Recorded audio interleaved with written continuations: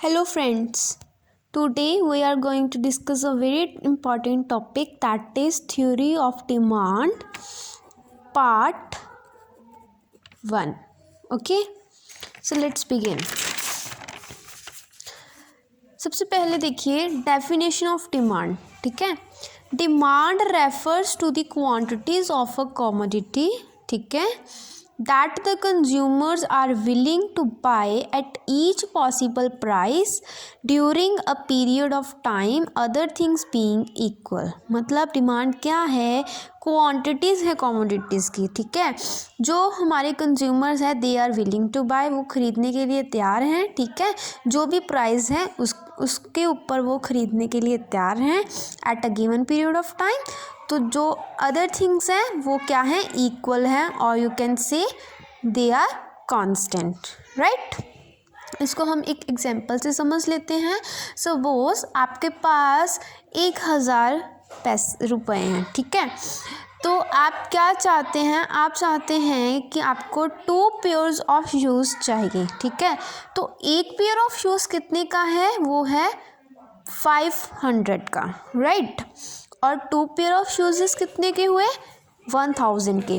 तो आपके पास 1000 है, तो अगर आप 2 पेयर ऑफ शूज़ लेंगे तो आपका वो 1000 क्या हो जाएगा, स्पेंड हो जाएगा. आप विलिंग है स्पेंड करने के लिए. ठीक है, तो that is known as demand. अब डिमांड में के कुछ एलिमेंट्स होते हैं. ठीक है जी, दैट इज़ फर्स्ट है डिज़ायर फॉर अ कमोडिटी. हम क्यों डिमांड करते हैं, ठीक है, क्यों हम किसी चीज़ को ख़रीदते हैं, why we buy a commodity. उसके क्या रीजंस हो सकते हैं. सबसे पहला है डिज़ायर फॉर अ कमोडिटी, मतलब हमें उससे लेने की इच्छा है. ठीक है, हम उसे लेना चाहते हैं, we have the desire for that commodity. Right, second is sufficient means to buy it, मतलब वो जो चीज़ है उसे लेने के लिए हमारे पास मीन्स हैं. ठीक है, हम उसे अच्छे से ले सकते हैं, हमें कोई प्रॉब्लम नहीं है. थर्ड है विलिंगनेस और readiness to spend those means. जो हमारे पास मीन्स है ना, मीन्स मतलब पैसे, आप पैसे भी बोल सकते हो, वो जो हमारे पास मीन्स हैं हम उसको स्पेंड करने के लिए तैयार हैं. We are willing, we are ready to spend that. ठीक है, that is the third element. And fourth one is quantity demanded in relation to particular price, time and place. जो हम क्वांटिटी डिमांड कर रहे हैं वो उसका रिलेशन क्या है, किसके साथ है, particular time, place and price के साथ. ठीक है, जितना प्राइस चल रहा है हमें उतने पर ही वो चाहिए. ठीक है, जो टाइम चल रहा है, ये नहीं कि आज जितना प्राइस है उसका प्राइस 1 महीने बाद भी उतना ही होगा. नो, आज जितना चल रहा है उतने में ही हमें वो चीज़ लेनी है. ठीक है जी. नेक्स्ट है difference between demand and quantity demander of a commodity. एक डिमांड होता है, एक क्वांटिटी डिमांडर होता है. इसमें क्या फ़र्क है, आइए देख लेते हैं. Quantity demanded refers to a particular quantity और amount of a good which the buyers are willing and able to buy at a given price during a point of time. quantity demanded क्या है, particular quantity है एक. ठीक है, हम कोई भी क्वांटिटी नहीं कह सकते, पर्टिकुलर क्वांटिटी. ठीक है, और अमाउंट ऑफ अ गुड. ठीक है, जो हम ले रहे हैं, we are willing and able to buy. ठीक है, एट अ गिवन प्राइस. ठीक है जी, एक ही प्राइस के ऊपर हम उसे ले रहे हैं during a given point of time, एक पॉइंट ऑफ टाइम. ठीक है, सो आप इसको देखिए एग्जाम्पल के साथ. If the price of sugar is ₹40 पर kg. ठीक है, अगर शुगर का प्राइस 40 है पर kg and consumer buys 5 kg of it, तो कंज्यूमर कितना ले रहा है, 5 kg ले रहा है. तो इसका क्वांटिटी डिमांडर क्या हुआ, quantity demander is 5 kg of sugar at a price of ₹40 पर kg. मतलब कितना फिर क्वांटिटी डिमांड हुआ, 5 kg at a price of 40 पर kg. Right, so next is, ये है हमारा क्वांटिटी डिमांडेड. अभी ये है only demand. Demand in economics refers to quantities which the buyers are willing and ready to buy at different possible prices. यहाँ क्या था, यहाँ पर सिर्फ एक ही प्राइस था, ठीक है. यहाँ क्या है, डिफरेंट पॉसिबल प्राइजेस हैं, ठीक है जी. अदर थिंग्स बीइंग कांस्टेंट, बाकी सब चीज़ें कांस्टेंट हैं और प्राइजेस क्या हैं, डिफरेंट डिफरेंट है, ठीक है. Thus demand describe the behaviour of buyers at each possible price. So ये जो डिमांड है ना, यही हमें डिस्क्राइब करती है, यही बताती है कि जो बायर है उसका अलग अलग प्राइसेस पर क्या बिहेवियर होगा, ठीक है जी. It refer to entire demand schedule, इसे हम इंटायर डिमांड शेड्यूल भी कहते हैं, हम इससे डिमांड शेड्यूल भी निकाल सकते हैं. Next is the demand function. The factors which influence the decision of a person to buy a commodity are known as the determinants of demand. ठीक है, ये जो डिमांड फंक्शन है इसके अंडर ही ये सब अब आएगा. आप देखिए, मतलब वो कौन से फैक्टर, वो फैक्टर जो एक बंदे को इन्फ्लुएंस करते हैं कि आपको वो चीज़ क्यों लेनी है, ठीक है जी. उन फैक्टर्स को क्या बोलते हैं हम, determinants of demand, right. Demand function is a technical term, ये टेक्निकल टर्म है which shows the functional relationship between demand for a community and it various determinants, ठीक है जी. ये रिलेशनशिप बताता है कि इनके बीच में demand for a community and its various determinants, ठीक है जी. सो डिमांड के डिटर्मिनेंट्स क्या हो सकते हैं, that first one is the price of a community.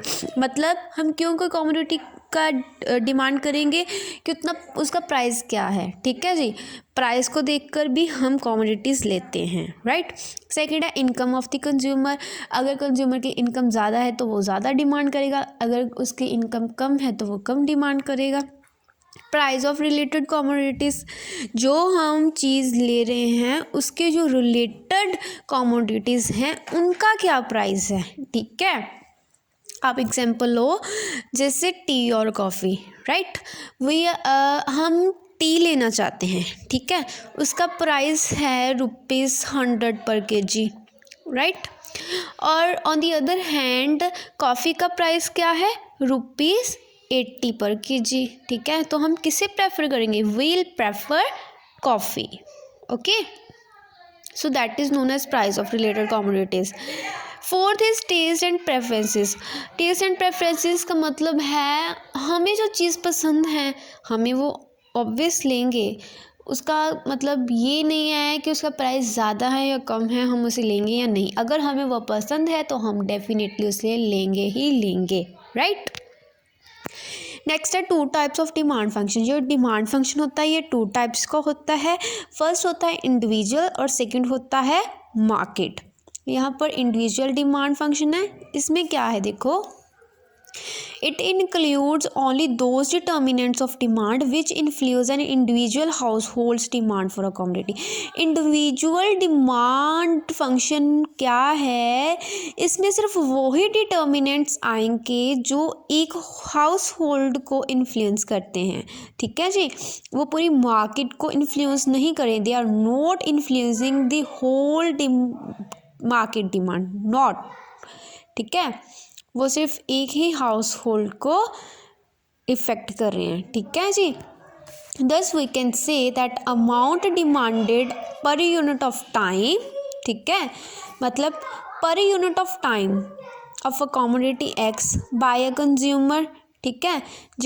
जो कमोडिटी ले रहा है उससे किसके साथ डिनोट करेंगे हम, QX के साथ, ठीक है. Quantity depends upon price of the commodity, ये कमोडिटी के प्राइस पर डिपेंड करेगा.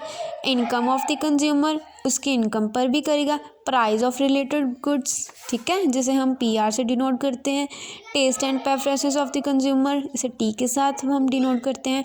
These are called the determinants of individual demand, therefore known as individual demand function. इन सबको हम इंडिविजुअल डिमांड डिटर्मिनेंट्स कहते हैं और ये क्या है, इंडिविजुअल डिमांड फंक्शन है, ठीक है. इसे हम इंडिविजुअल डिमांड फंक्शन कहते हैं. That can be shown as under QS is equal to F into FX, I, PR, comma T, मतलब function of price of commodity, income of the consumer, price of related goods and taste and preferences, right? Next क्या है, ये तो हमारा हो गया individual. अब ये है मार्केट डिमांड फंक्शन, ठीक है। Market demand function is the aggregate demand for a commodity by all the consumer at different price in a specific market at a particular time. Individual में सिर्फ एक ही हाउस होल्ड था, एक ही possible price था। इसमें क्या है, इसमें सभी कंज्यूमर्स हैं, ठीक है, ऑल दी कंज्यूमर्स हैं और डिफरेंट प्राइजेस हैं, ठीक है, इन अ स्पेसिफिक मार्केट, ठीक है, at a particular time. That is known as demand, market demand function, ठीक है। It is influenced by all those factors that influence the individual demand. Individual demand में जो जो डिटर्मिनेंट्स हमें इन्फ्लुएंस करते हैं वही मार्केट डिमांड भी करेंगे, बट उसके साथ कुछ और भी डिटर्मिनेंट्स ऐड होंगे इन एडिशन, ठीक है, मार्केट डिमांड में। That is it is also affected by a number of other factors like the size of population, ठीक है जी। देखो, अगर ज़्यादा पॉपुलेशन है, ज़्यादा कंज्यूमर्स हैं, तो वो ज़्यादा डिमांड करेंगे definitely, right. The amount spend on the advertisement of the commodity, मतलब जो कमोडिटी बना रहे हैं वो उसकी एडवर्टाइज पर कितना खर्चा कर रहे हैं, ठीक है, वो भी इफ़ेक्ट करेगा मार्केट डिमांड में। फ्यूचर एक्सपेक्टेशन भी होंगी इसमें, गवर्नमेंट पॉलिसीज़ भी होंगी, ठीक है, state of business and etcetera. Government policies मतलब जो गवर्नमेंट को हमें टैक्स वगैरह देना होता है वो भी इसमें इंक्लूड होगा। स्टेट ऑफ बिजनेस मतलब अगर हमारी मार्केट जो है वो बूम पर है तो देन डिमांड ज़्यादा होगी, और अगर वो रिसेशन पर है तो डिमांड क्या होगी, कम होगी।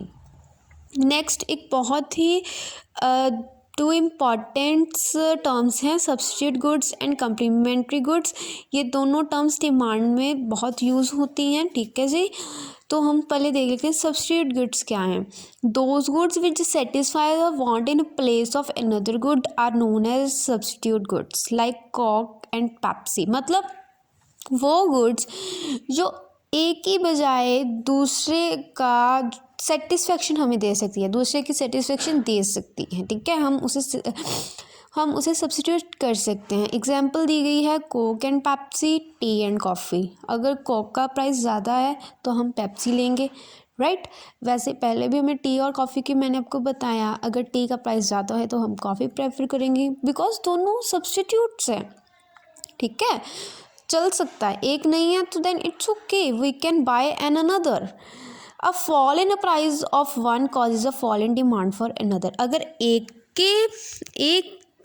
इन दोनों में से किसी एक का प्राइस कम होता है तो दूसरे की डिमांड कम होगी, ठीक है।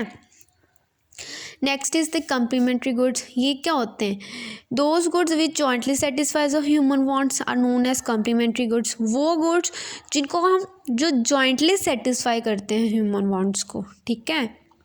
दो गुड्स आते हैं, कम्प्लीमेंट्री गुड्स हमेशा टू गुड्स होते हैं, ठीक है। आप एग्जांपल ले सकते हो पेट्रोल एंड कार, ठीक है। पेट्रोल है वो किस में जाएगा, कार में जाएगा, ठीक है। कार लिए तो उसमें पेट्रोल तो डालेंगे ना हम, वो उसके बिना तो नहीं चलेंगे। So petrol and car are the complementary goods, ठीक है। इसमें क्या होगा, a fall in price of one raises demand for another. अगर एक के प्राइस में एक का प्राइस डिक्रीज़ होता है तो उस दूसरे की डिमांड क्या होगी, वो बढ़ जाएगी। जैसे इसकी एग्जांपल देख लो, goods such as car and petrol, ठीक है। अभी बताया ब्रेड एंड जाम, राइट। ये एक दूसरे के बिना कुछ भी नहीं है, दोनों ही जॉइंटली सेटिस्फाई करेंगे, राइट।